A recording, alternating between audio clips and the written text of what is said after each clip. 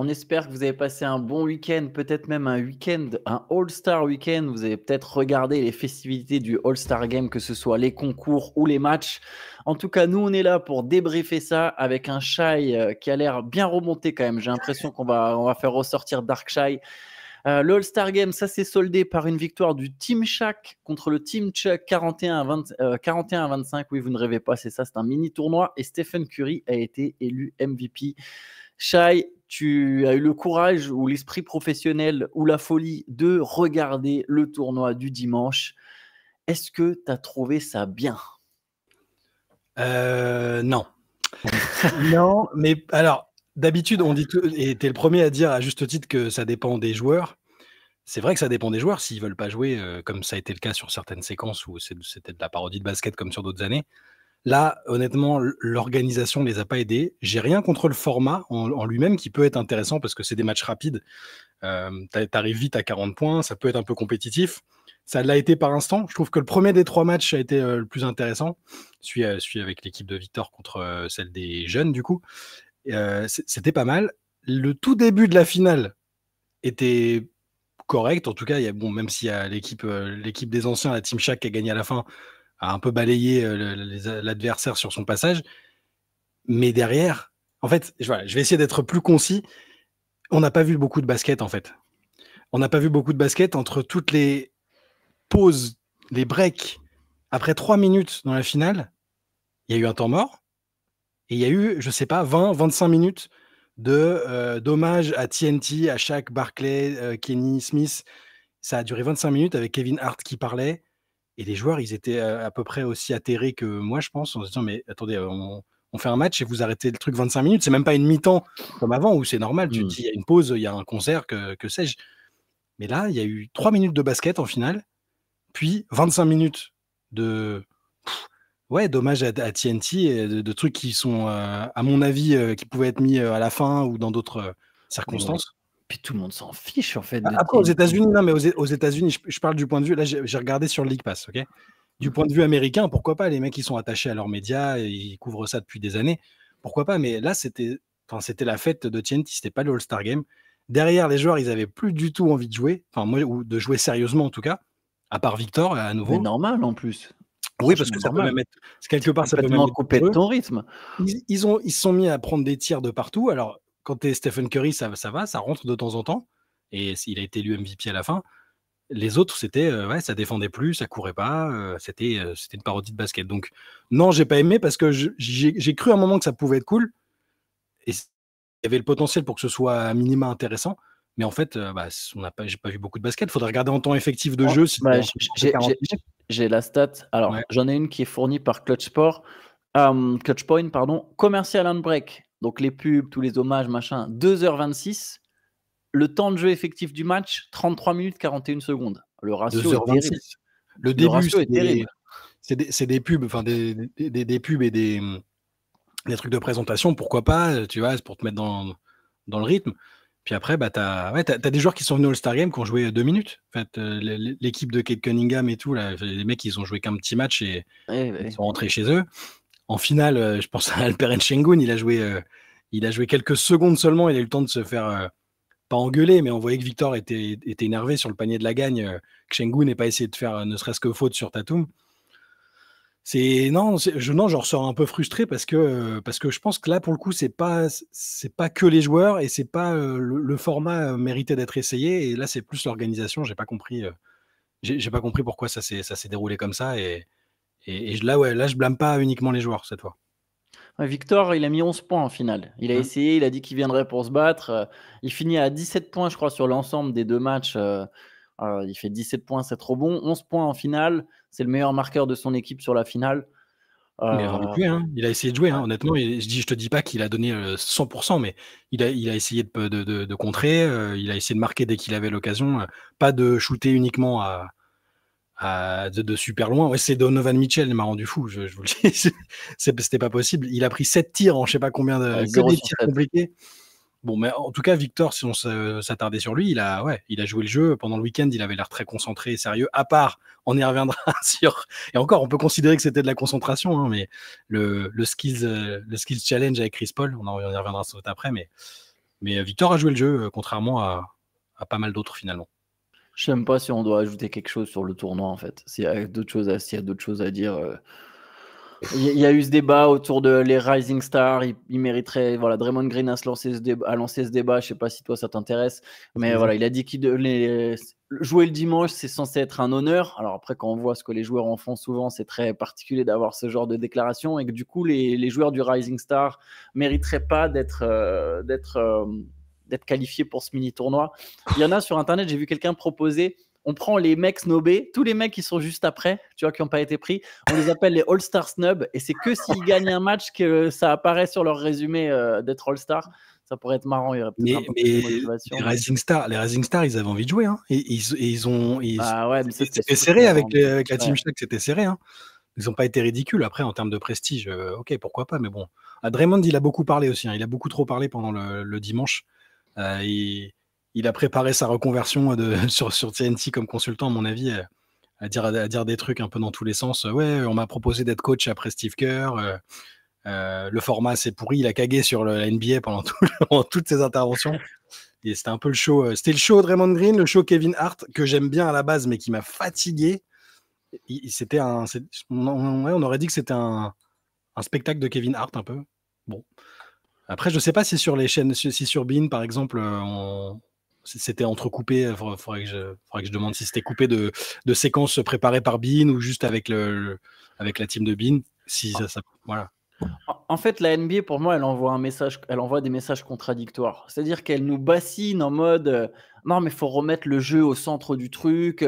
On ne s'intéresse pas assez au jeu. Les gens ne s'intéressent pas assez. Genre, le jeu n'est pas assez mis en avant, même dans les médias. Tu vois, il y a eu un peu cette discussion à un moment. Voilà, maintenant, il faut parler du jeu.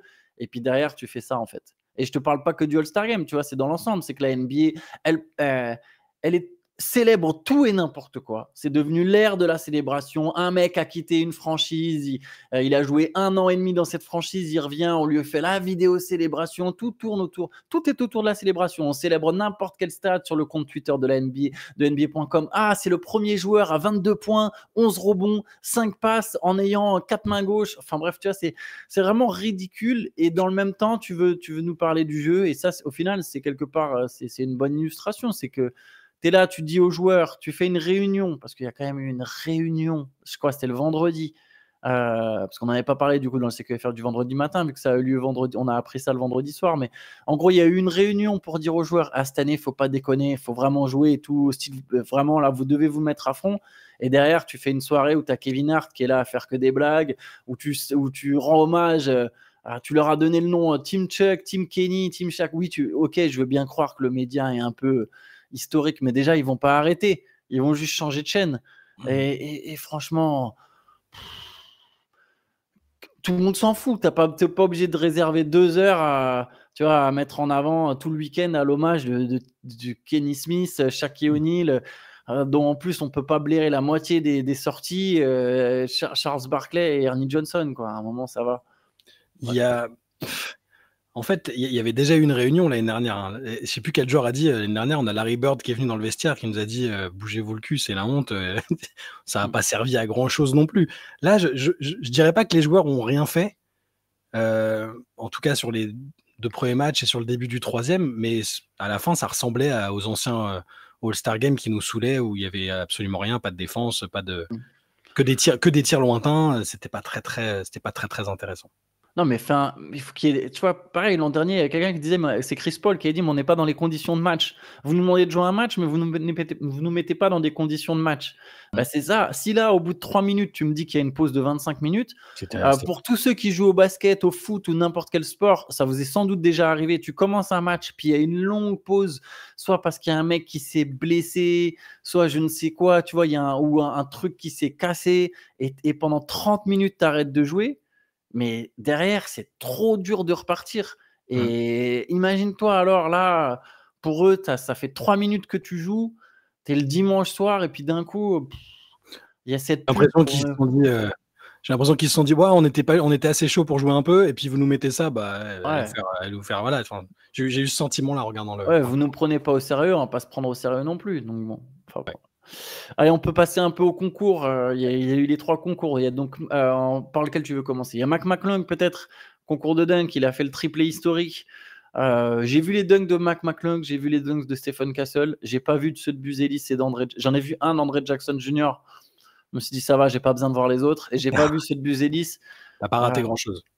T'as pas raté grand-chose. C'était vraiment les deux intéressants, c'était vraiment McClung et Stephen Castle. Et Stephen Castle. D'ailleurs, ça aurait pas été scandaleux que Castle gagne. Il y avait moins d'artifice que McClung qui a sauté par-dessus une voiture comme Blake Griffin à l'époque, qui a sauté par-dessus Evan Mobley, je crois. C'était Mobley qui était.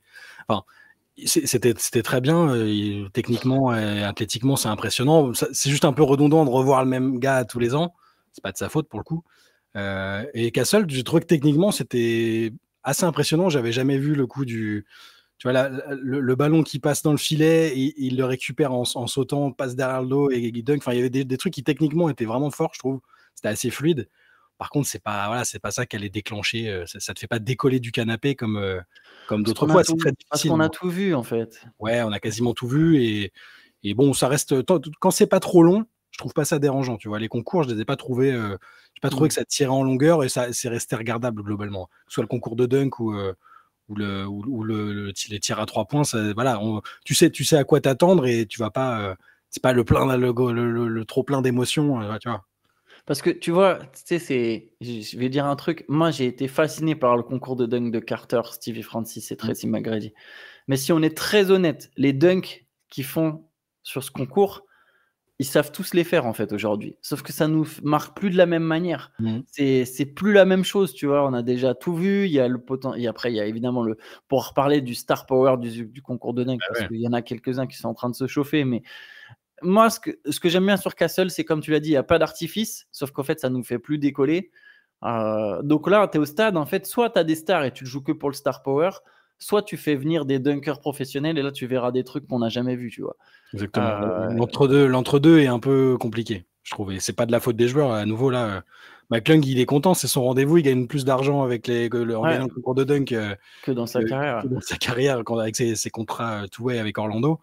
Donc là, à nouveau, je blâme pas les joueurs. Mais bon, tu l'as dit, tu as commencé à en parler. Ça commence Attends, juste sur McClung, juste un truc. Ouais. Ça me gêne presque, en fait, que ce qui soit aussi. Tu sais, il a 2 dunks dans sa carrière en NBA. Il a gagné plus de concours au dunk, de concours de dunk, qu'il n'a mis de dunk dans sa carrière en NBA. Ça me gêne presque, en fait, tu vois. T'as vu le pauvre après, il était dehors à l'extérieur du stade et il y a un petit qui avait son maillot. Et il l'a pas reconnu en fait. Et sa mère dit ouais, je vais acheter le maillot et il dit ah bah je vais lui signer et puis il savait pas qui c'était en fait. Il a compris après que c'était Mac McClung, le gars dont il portait le maillot. C'est une célébrité sans être une célébrité en fait. Pardon, vas-y. Donc le star power, t'allais enchaîner dessus. Parce que après la victoire de McClung, il y a Ja Morant qui a tweeté pour expliquer que McClung lui avait donné envie de dunker. Traduction peut-être de participer au concours l'année prochaine. Il faut savoir que Ja Morant fait partie quand même des sceptiques parce que ça fait des années que les gens lui demandent et qu'après la défaite d'Aaron Gordon, je crois que c'était lors de sa la deuxième participation de Gordon, il avait dit non mais si c'est noté comme ça, je participerai jamais, ça vaut pas le coup. Là, il a l'air de commencer à se chauffer un peu, donc ça ferait une star qui participerait. Dans la foulée, Yanis, qui a participé en 2015, a dit si tu y vas, j'y vais. Et ça ferait quand même. Tu te dis, s'il y a un ou deux noms qui viennent, ça peut au moins relancer l'intérêt des autres, peut-être. À voir. Moi, je trouverais ça. Il n'y a que ça. Tu l'as dit, il ne faut pas qu'il y ait l'entre-deux. C'est où tu as des grands noms et tu te dis, lequel des grands noms dunk mieux que l'autre? Ou alors les vrais dunkers professionnels qui te font les coups du scorpion, les trucs improbables. Moi, je suis assez d'accord avec toi. Mais là, c'est vrai que c'était à Morant, Yanis, Lavine, qui lui aussi. Oui, il a essayé de chauffer. Il a dit, c'est Morant qui a dit Zach et Aaron, réchauffez-vous. Ouais, et Lavine, il a dit peut-être. Et Yanis avait quand même rajouté, c'est marrant, il a dit il faut juste que je m'échauffe 3 mois avant. C'est ça. 3 semaines, je crois, il a dit, mais peu importe. Ouais, 3 semaines, ouais. Ouais, Yanis est un peu vieux, malheureusement, peut-être à ce stade de sa carrière, mais bon. Écoute, il a toujours de l'explosivité et de la puissance. Avec un plateau un peu marrant, tu rajoutes Victor qui peut faire des trucs assez fous avec sa taille. Là, il y aura un intérêt, je pense. Ouais. Après, bon, concours à 3 points, victoire de mon gars, Tyler Hero. Ça m'a fait plaisir pour lui. C'est vrai que je ne l'avais pas mis dans le pronostic, mais j'ai pensé brièvement dans ma tête. Je suis content que Tyler Hero ait gagné. Bon, après, c'est un concours toujours sympa, le concours à 3 points. C'était quoi? C'était Buddy Hield et qui était en finale? Darius Garland. Darius Garland. Mais ce qui est fou, Buddy Hield fonçait vers la victoire, il les a écrasés sur le premier tour. Il a égalé le record de Steph Curry sur un round avec 31 points. Et derrière, il perd d'1 point contre Tyler Hero, qui lui s'était qualifié juste pour 1 point. Au premier tour, il avait fait 19. Donc, évidemment, mon pronostic Norman Powell, sans surprise, ça a été catastrophique. Il était dernier avec 14 points, je crois. À égalité avec Cam Johnson, 14 points aussi. Pas de triplé pour Damian Lillard, qui a échoué pour 1 point justement par rapport à Tyler Hero, et qui donc ne deviendra pas pour l'instant le 3e avec 3 victoires au concours à 3 points après Larry Bird et Craig Hodges. Puis le Skills Challenge où justement il y a eu cette espèce de polémique parce que Chris Paul et Victor Wembanyama ont officiellement, selon les termes de la ligue, triché. Ils ont été disqualifiés en tout cas. Il y avait les racks où il fallait shooter. Eux n'ont pas shooté, ils ont juste balancé la balle le plus vite possible pour essayer de faire le meilleur temps possible, quoi. Et du coup, c'est Donovan Mitchell et Evan Mobley qui ont gagné. Ouais, c'est ça. Et je sais pas quoi en penser en fait, parce que celui-là, alors j'ai pas vu en direct, mais j'ai vu après coup l'espèce de polémique. Eux disent qu'ils avaient au préalable vu que c'était possible de le faire sans être disqualifié, qu'il n'y avait rien dans le règlement qui l'interdisait. En fait, apparemment, Wembanyama, Draymond Green a dit que Wembanyama, donc c'était son idée, il est parti demander à plein d'officiels en fait s'il pouvait, et il y en a plein qui lui ont dit oui, a priori oui. Et apparemment, ils ont trouvé un point de règlement qui interdisait de faire ça. Donc, ils ont effectivement balancé, plutôt que de prendre le tir et de perdre du temps, vu qu'il n'y avait pas de pénalité si tu mets pas le tir à 3 points. Ils ont balancé les tirs, ils ont balancé les ballons, ils ont continué, et du coup, ça faisait qu'ils étaient quand même nettement en avance, théoriquement, par rapport aux adversaires. Et ouais, sur le coup, tout le monde s'est dit, ah, ça y est, c'est Chris Paul il a converti Wembanyama aux sciences occultes et à la mauvaise foi, en gros. Et finalement, c'est bien Victor qui aurait tellement élaboré. Ça fait trop le mec qui... Mais tu sais, ouais, et puis tu sais, c'est marrant. Théo m'a trouvé la bonne expression, mais genre, Victor, en fait, ça se voit, tu sais, c'est un mec qui joue à des jeux de société, et c'est typiquement le move, ça, c'est un move de jeu de société, genre, tu essayes d'exploiter la règle, machin, tu vois, ça se voit qu'il y a un peu ce truc-là dans sa personnalité.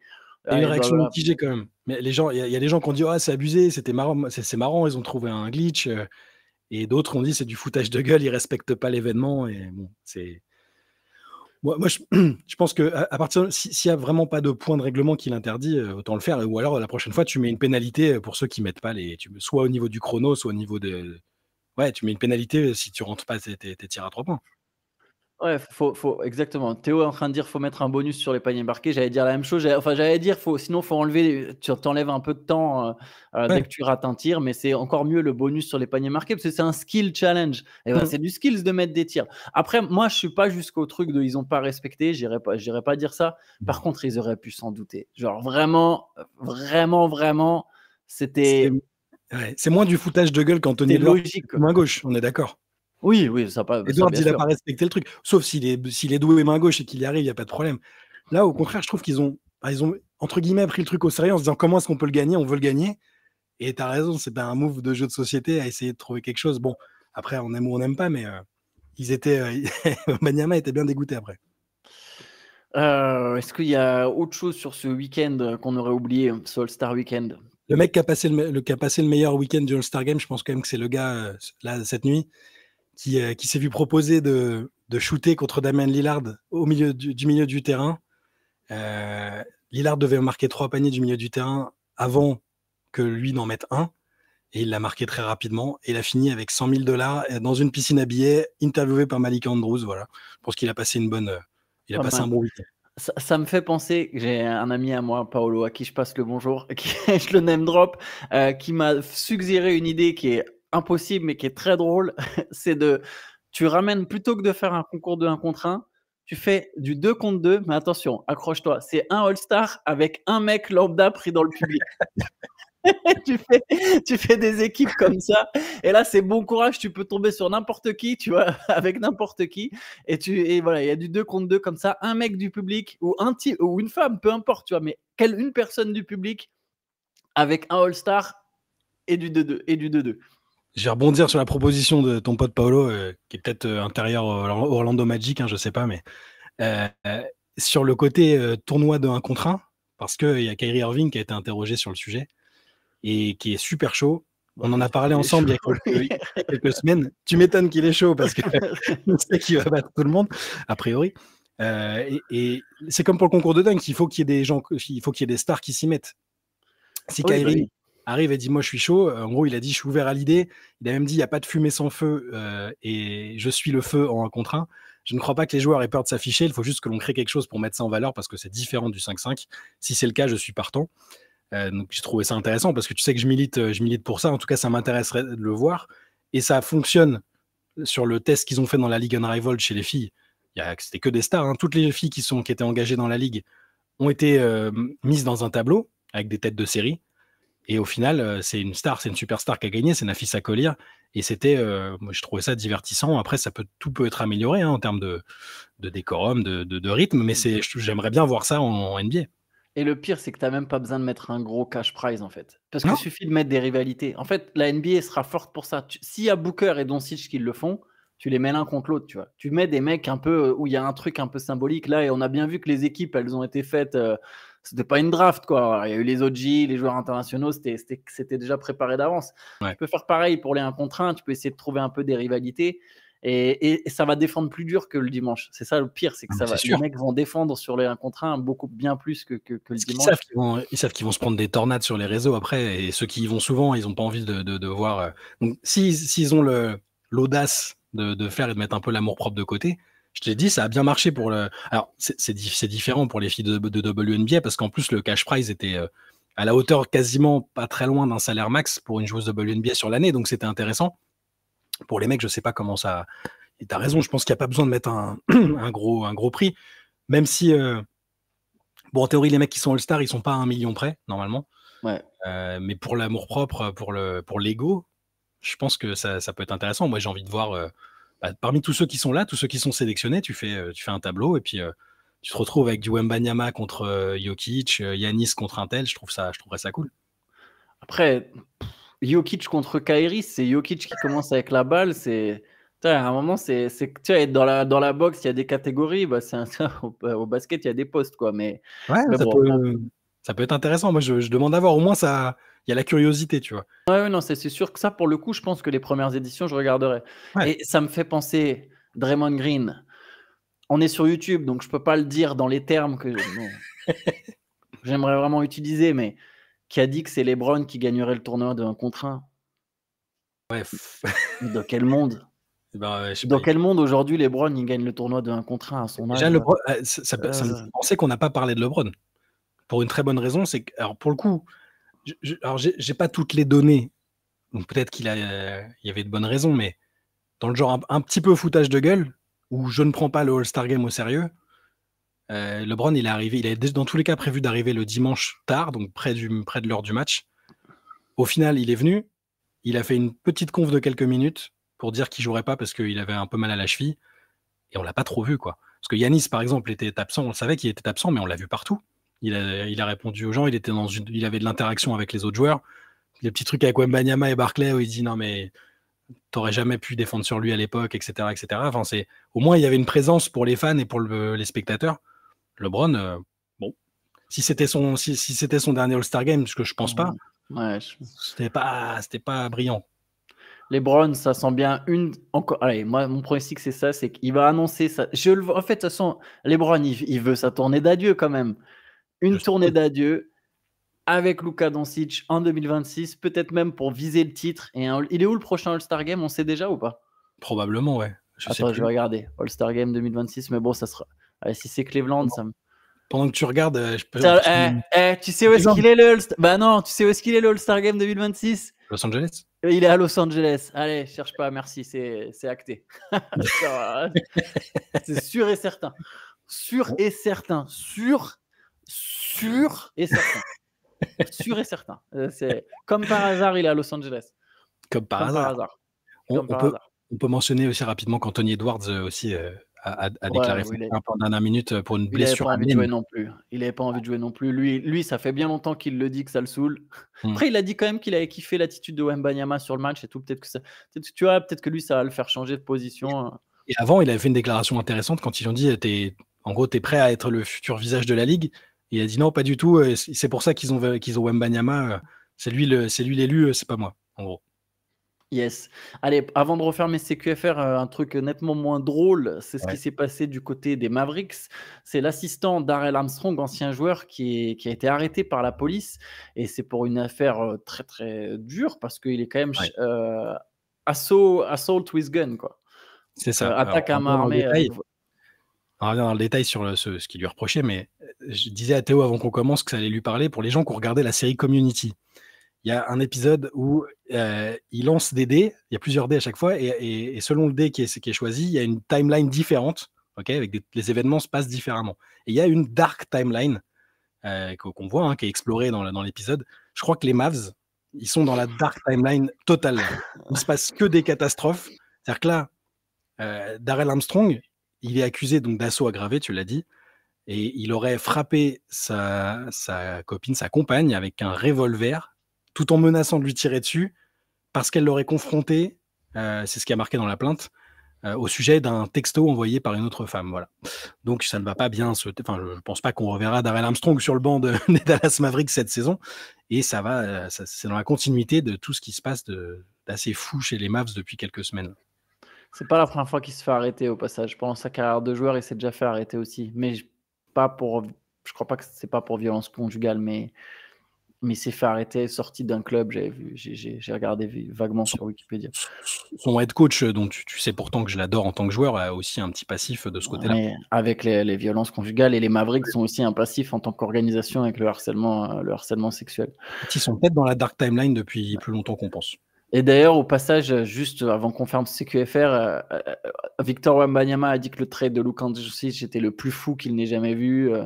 Adam Silver, qu'est-ce qu'il a dit? Le temps, on verra ce que ça donne, mais il était surpris et il comprend quand même. Et je crois qu'il avait compris. Il a dit, je comprends la colère des fans des Mavs, ce qui veut tout dire en fait quand tu dis ça au passage. Mais il a dit il y a quelques informations qu'on n'a pas dans les hautes sphères de la ligue. Et ça en faisait partie, on ne savait pas. Parce que les gens, c'est pour répondre aux gens qui disent la NBA a favorisé le truc et machin. On a pu même se le demander, est-ce que ça les arrange pas? Et peut-être qu'en définitive, ça les arrange, mais par contre, peut-être qu'effectivement, ils s'y attendaient pas.